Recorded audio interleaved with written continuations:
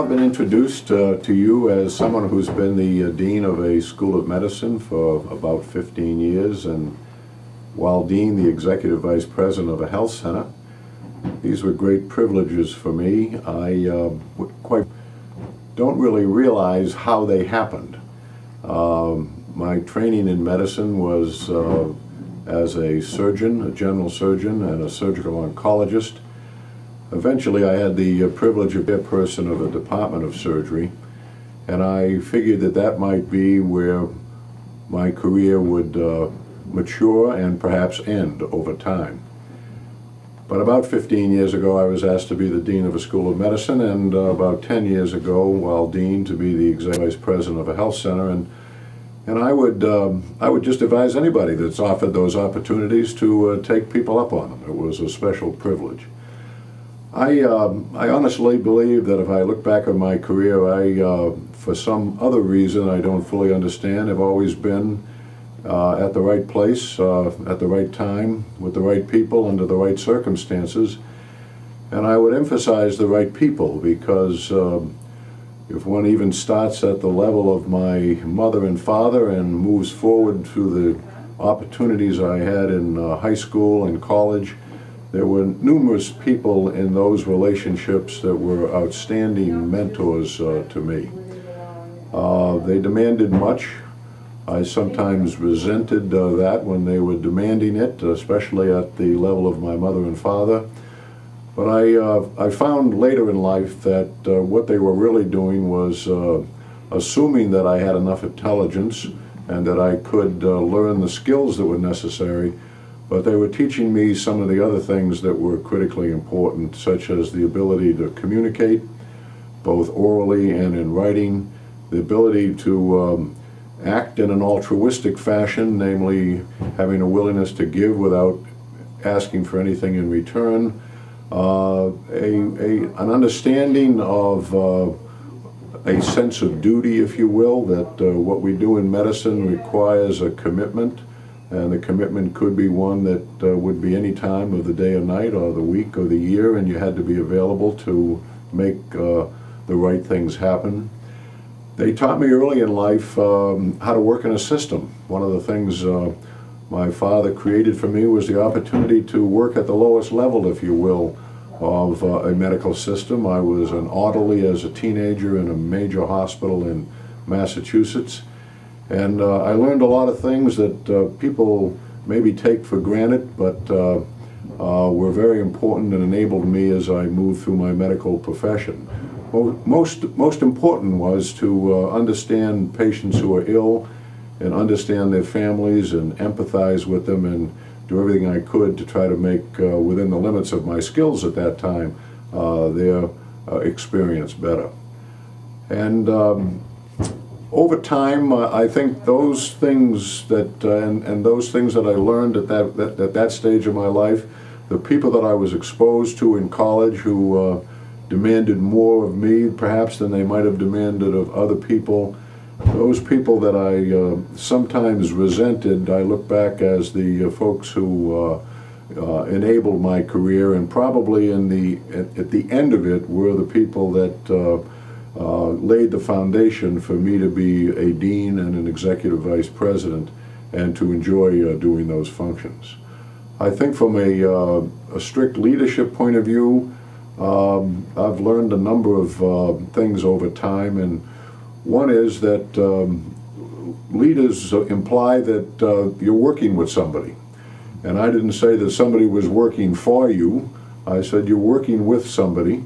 You're working with them and they're working with you, and if that relationship is hand in glove, not one of power or control, I think that you find that the folks you work with really enjoy working with you. They want to work with you. They want to make you look good.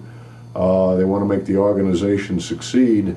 And what you have to end up doing is basically creating a strategic plan, getting them to understand it, to buy into it, to own it as their own personal strategic plan, to implement it, and to value it, and to consistently fine-tune it. I think the tragedy I see too often is that people who are in, quote, leadership or executive positions try to accomplish that in a top-down fashion, and I think they're doomed to failure when they do that. I think when they might have an idea that is critical. It's good to have those kind of ideas, but it's important to engage the rest of the workforce and cause them to believe it's their idea and enable that idea as their idea, and I think that you're apt to be more productive doing that. So from my point of view, there are 4 essential qualities of leadership. One is this mutual affection, mutual admiration, mutual dependence on each other. You can even go so far as to call it love. I believe that the people I worked with knew that I respected them and knew that I would do anything for them within my means, personally or professionally. I came to believe very strongly, I still feel it today, that they feel the same way about me. Mm-hmm. I also know that I'm not omniscient. I don't have a stranglehold on all of the important things that it's necessary to know. I work with talented people, and a skill of a leader is to recognize that and to delegate to these talented people tasks that enable the well-being of the organization. A third quality that's critical is when they succeed, and they will succeed to some degree, and whatever that degree is, it's important. You have to celebrate that success. And I believe you celebrate that success in many different ways. And it's not just about economic enhancement, but it's about personally telling them how important they are and strengthening their belief in themselves. And so I think that there are at least 3 issues that are critical. One is love, one is delegation, the other is celebration. And then, of course, every leader is someone who has some power, some control over things. My attitude towards that is I didn't object to people believing that about me, but I never wanted to have to exercise that power. I wanted them to know there was a line in the sand. You didn't want to get too close to that line, but I never wanted them to ever believe that they were getting too close to it. And my attitude was that if you gave away power, it came back to you many-fold, and it enabled you and enabled the organization. And finally, I've said it many times that I think the ideal circumstance when someone asks me, who do you want as your leader? Well, it's someone I want to be in a foxhole with when things were getting very difficult in a battlefield. Someone that I trusted, who trusted me, and who I knew, given the intensity of the situation, was determined to get me out of that situation just as much as I was determined to get him or her out of that situation. It wasn't about me alone or him or her alone. It was about both of us succeeding, and if only one succeeded, the situation would be a failure. So I think those are the core elements in my mind of leadership. I don't think you're born with it. I think you develop it. I think it develops by virtue of the circumstances you're involved with, the people you meet, how you learn from those people, how you develop with those people.